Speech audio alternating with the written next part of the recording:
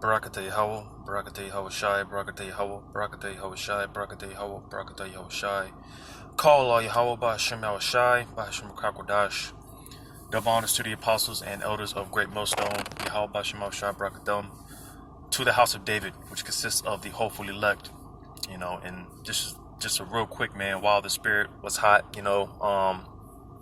just wanted to do this quick lesson, man, because as the apostles often stress, looking up the meaning of words, because it's one thing to know precepts, but you see, when you grow into this truth, wisdom, knowledge, and understanding, the spirit works with you to where you can really get a better understanding of the scriptures, because for a lot of us, like I said, when you first come into this truth, a lot of us, we're very we become what do you call it? What's the term? I think it's called photo.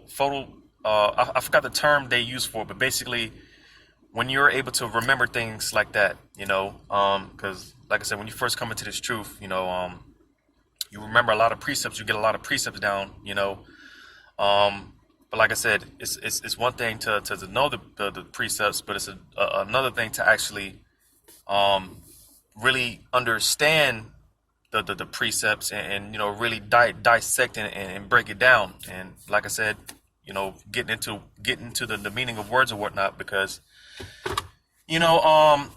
before I get into this lesson real quick, I'm gonna get this, because with everything that's happening right now,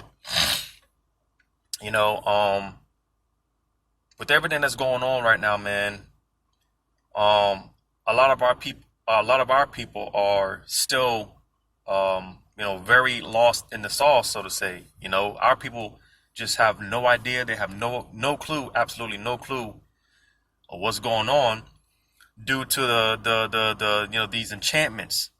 Esau, man, with his heavy enchantments, man. A lot of our people are cast under that spell, under his spell. And we ought to be grateful to Yahweh Shema Shai, because for the most part, man, that shit don't work on us, to the hopefully elect. And as it tells you in the book of Numbers, man, no enchantment working against the children of Jacob, roughly paraphrasing it. But I'm going to read this in Isaiah chapter 6, because they have eyes to see and they have ears to hear, but they can't perceive, So I'm going to read this in Isaiah chapter 6, verse 9. It says, "And he said, Go and tell this people, hear ye indeed, but understand not, and see ye indeed, but perceive not. Make the heart of this people fat, and make their ears heavy, and shut their eyes, lest they see with their eyes, and hear with their ears, and understand with their heart, and convert and be healed." So, again, the point being in verse 9, it says, "And he said, Go and tell this people, hear ye indeed, but understand not, and see ye indeed, but perceive not." Because again, our people, they have eyes to see, they have ears to hear, but they can't perceive it, they can't understand it, and it's just like, damn, because like I said, to us, to the hopefully elect, we see these things clear as day, man. We clearly see what's going on and what's getting ready to happen, right? But our people, like I said, they're still lost in the sauce, man. And because they don't put their trust in Yahweh Shema Shai, they're going to be left in that pitiful case, as it tells you in Esdras, man, second Esdras. They're going to be put in a sad case, man. It's unfortunate, but nevertheless, I'm gonna go ahead and go to this in Romans chapter 13, right? Which this is pretty much a milk scripture, a basic scripture. But again, when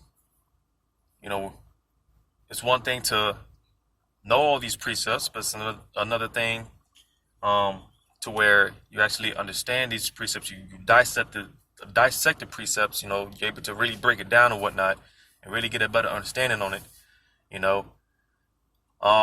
And you see that, of course, because that's something that takes place throughout time. As you grow in the truth, the Spirit sups with you. to where you're able to, get to that point, to that level. Because, hey, another thing that Apostle stressed, man, you got to level up in this thing, man. You can't be stagnant. You can't be in one place, you know. So I'm going to get this, a basic precept, a milk scripture in Romans chapter 13 and 11. It says, "In that, knowing the time, that now it is high time to wake out of sleep. For now is our salvation nearer than we would believe." Because, hey, you got a lot of Jakes. You even got a Israel. When I talk about Jake, in this case, I'm talking about Israelites in the truth. All right. Thinking and believing that Yahushua is not going to make his second return in this time that we're in right now, man. A lot of Jakes, Israelites in the truth, they don't believe that Yahushua is right around the corner. You see, you got this one, this one bug out group. What do they call it, man? I don't even know their name, and maybe it's better that way. I don't even One Body in Yahushua. Yeah, that's their name. One Body in Yahushua, talking about that you don't have to wait on Yahushua. They're basically talking about. They're basically spewing out that to wait on Yahushua, I mean, it's pointless. There's no need to wait on Yahushua, which is completely off. It's completely madness. But nevertheless, not even to go there. But nevertheless, the point being that you got a lot of Israelites. Like I said, they don't believe that Yahushua is going to make his second return in this lifetime. All right, and they don't believe Yahushua is right around the corner. When this is clearly the time. Yahushua left us all the signs. He told us everything that would pretty much. He told us everything that would pretty much go down before he makes his second return. And this is how we know that, hey, this is the time now more than ever, to not be asleep. And when you look into this word, sleep, all right, it says, "In that knowing the time, that high time to awake, now out of sleep." Now, when you go into this word sleep, let me turn this volume up so you can hear this in the Greek, right? This word sleep in the Greek. Strong's G 5258. Hupnos. And it pretty much says hypnos, all right? Because again, our people, they're pretty much, like I said, they're lost under that spell, man. They're pretty much in a state of hypnosis. This is why our people, for the most part, they can't see what's going on, man. They're under that enchantment, them spells. You see, and I'm gonna just see what the definition here says. Well, it just says sleep, but again, nevertheless, the Greek word, right, which again goes back to hypnos or hypnos. Our people are hypnotized right now, man. They're under that state of hypnosis. So again, this is why, hey, this is not the time to be asleep, man. There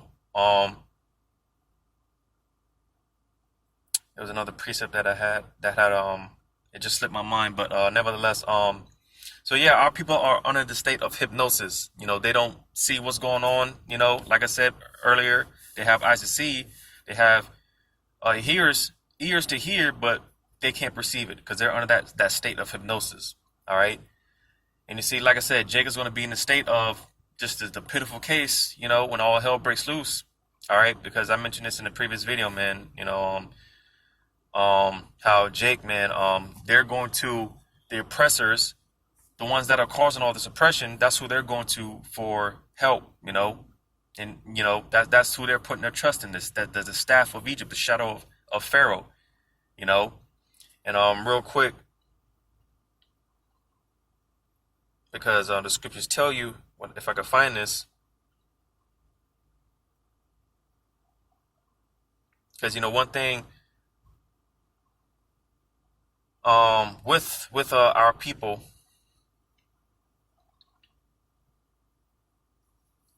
I'm gonna just read this real quick in Isaiah chapter 28, because I was gonna say one thing with our people, when it comes to Esau basically promises them leeway.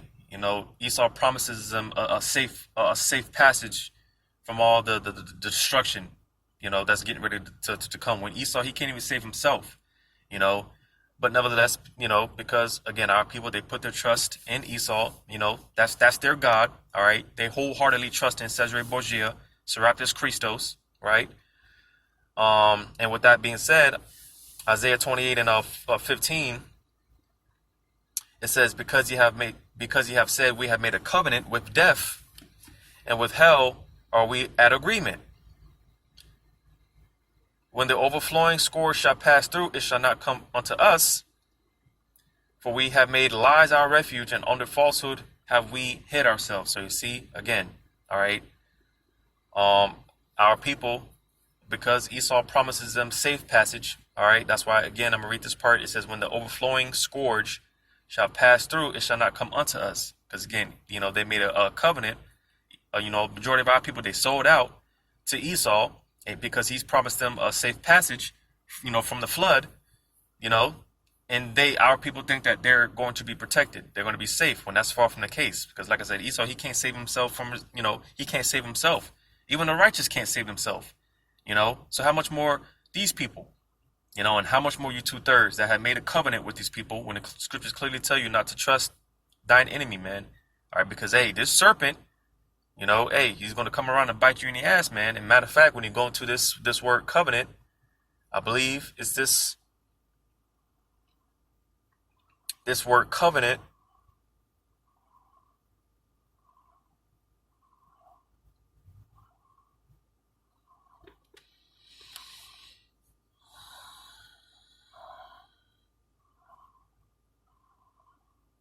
And just bear with me real quick.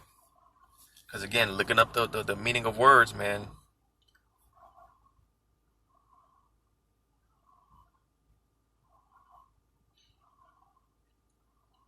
This word covenant.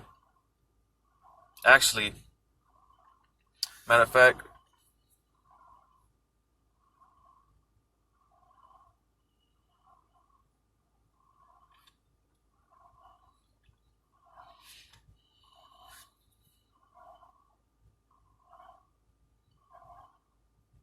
because, again, in Isaiah chapter 28 and verse 15, because ye have said, we have made a covenant with death. And again, when you go into this word covenant, it actually tells you,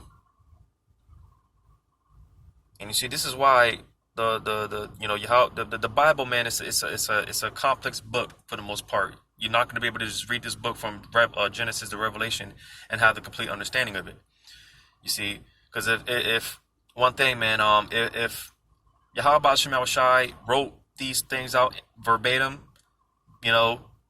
meaning basically, if the Lord wrote it out to where it, in the Bible it tells you Babylon is America, Esau is a so-called white man, so on and so forth. If the Lord just wrote these words out verbatim, then his Bible would definitely be outlawed. It would be banned. So this is why, for the most part, these things are written in parables, and only a selected few would be given the secrets to the mysteries dealing with this Bible, man. Because, again, when you go into this word covenant in Isaiah 28 and 15, it actually tells you, it says,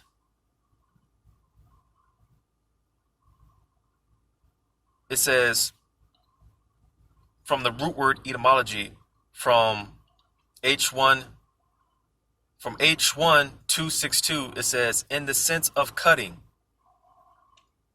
You see? And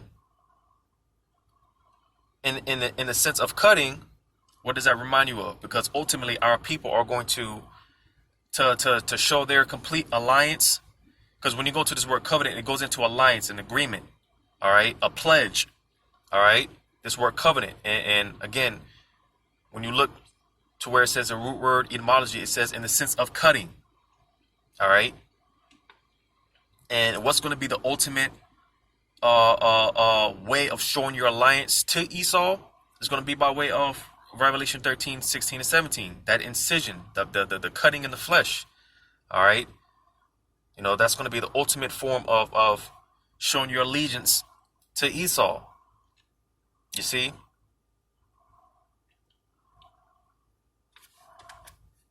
Because I was trying to look at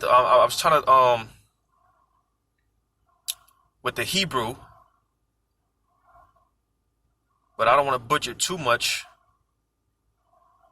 But the Hebrew for covenant, I believe it's a barayath, if I'm not mistaken. Ba barayath, barayath. I could be wrong on that. My Hebrew is not, but nevertheless, that's what this word going into covenant. All right, which again it goes into cutting. All right, a cutting into something. Like a cutting in to the flesh. And you see, again, that's going to be the ultimate form of showing your allegiance, your pledge to Esau. All right, like I said, in the form of that charagma, man. So again, the importance of looking up words. You see. So I'm gonna read this again, Isaiah 28:15, because he have said, we have made a covenant with death. All right, this agreement by, this cutting of the flesh. All right, this is gonna come in the ultimate form of, the charagma.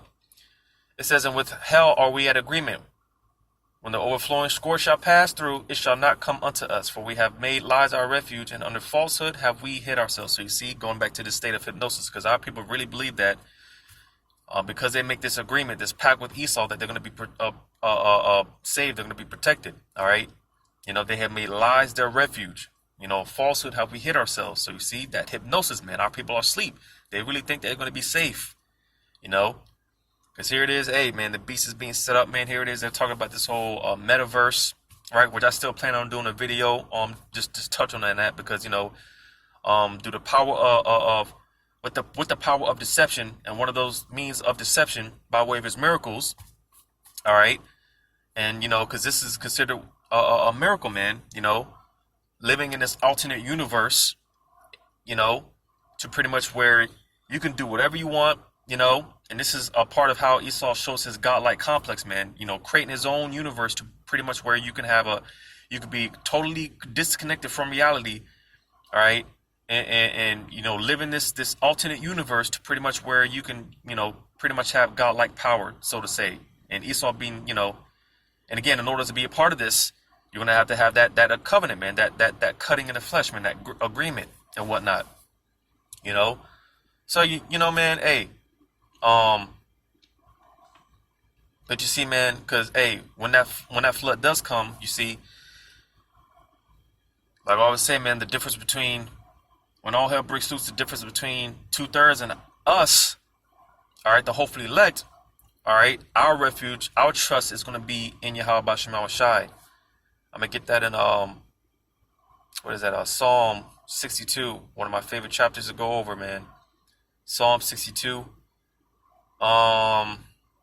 Just to get to the point, because again, when you grow in this truth, wisdom, knowledge, and understanding,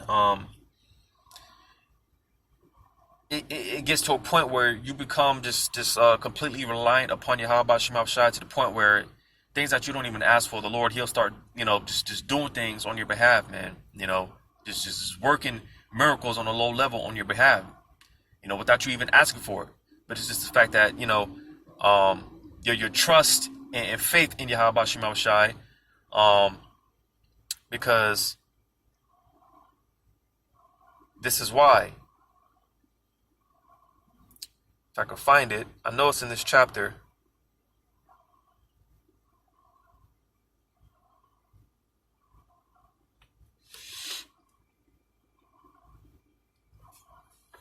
Psalm 62.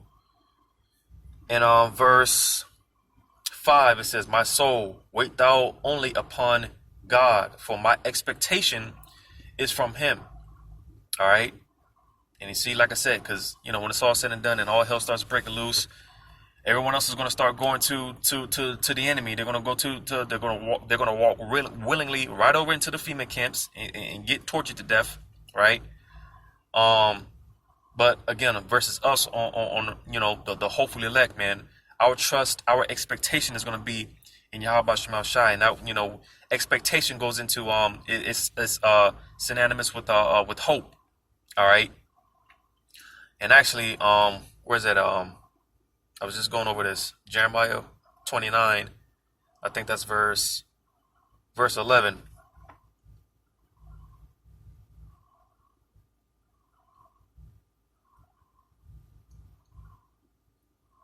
Matter of fact, I'll read it. It says, Jeremiah 29:11. It says, "For I know the thoughts that I think toward you, saith Yahweh, thoughts of peace and not of evil, to give you an expected end." All right.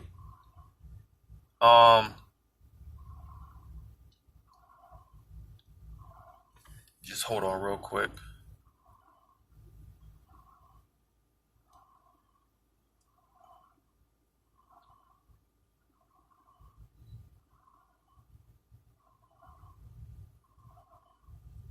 Yeah, because again, just touching on our expectation, and um, because again, when you walk this walk in Yahweh Shemel Shai, there's a because you put your trust in Yahweh Shemel Shai so much, there's a level of expectation. There's things that you expect from Yahweh Shemel Shai, and I'm not saying it in the sense of like you demand the Lord to. No, man. It goes back to faith. There's certain things that you just know that Yahweh Shemel Shai, he's going to take care of everything. So that's in the sense of expecting things from Yahweh Shemel Shai. And understand that he's going to take care of everything that you need. You know, just kind of put it like this, like a child, man. For brothers that have children, man. When the kids ask for something to eat, what we're going to eat, you know. Um, every day they ask what are they gonna eat, what's for dinner, what's for breakfast, lunch, or whatever the case may be. It's because pretty much, hey, that child, man, having that expectation, or basically having that faith, knowing that you're gonna provide them food. Without in their mind, they know that you're gonna feed them. So just to use that as an example on a much lower level. That's how we are. When it comes to Yahweh Shemel Shai, we know that hey, our Father somehow, some way, He's going to. Our expectation is in Him, so we know and understand that whatever the case may be, when there's no food around, the Lord's going to provide. When there's when it's just all bad out here, we know that the Lord's going to provide. He's going to sustain us. And that again, going into that expectation, that hope. All right. Is when it's all said and done, I was looking up into something. I was looking into something, man, but basically going into the spiritual power, but it kind of slipped my mind. I might have to, if the spirit permits, do another video on it. But basically, again, because it kind of ties into this whole with the expectation and the hope, which, like I said, expectation and hope, they're synonymous. Because, like I said, when you look into the word expectation, and both these precepts that I just read, it goes into hope. So I'm gonna read this again in Jeremiah 29:11. It says, "For I know the thoughts that I think toward you, saith Yahweh, thoughts of peace and not of evil, to give you an expected end." All right. So again, basically, we know that at the end of the day, Yahweh Shemel Shai, he's gonna take care of us, man. All right. He's gonna provide for us. All right. While everyone else, 2/3 of our people, more particularly, they make this covenant with death. All right. They're going to put their trust in this piercing serpent. And amen. Like I said, the scriptures clearly tell you not to put your trust in your enemies. All right, because hey, the devil's, he's getting ready to show his horns out here, man. All right, and when it's all said and done, when this servant comes around him and to bite you in the ass, you can't say that you weren't told. You can't say you weren't foretold. You can't say you weren't warned. But like I said, hey, it's just an unfortunate case for 2/3, because they're going to be left in that pitiful state, man, that desolate state. But nevertheless, hey, our expectation, our hope is in Yahweh Shemel Shai, and we believe that He's going to perform miracles on our behalf. He's going to lift up that standard. Things are going to work out for our favor to the hopeful elect, man. So this is just a few words, man. I just wanted to speak on this, like I said, while the spirit was hot. Just wanted to touch, just speak a few words, man. Another little impromptu. So hopefully this was edifying, giving all praises to Yahweh Shemel Shai. Double honors to the apostles and elders of Great Millstone. Yahweh Shema Shai Thumb to the hopefully elect. Lord's willing, until next time. Shalom.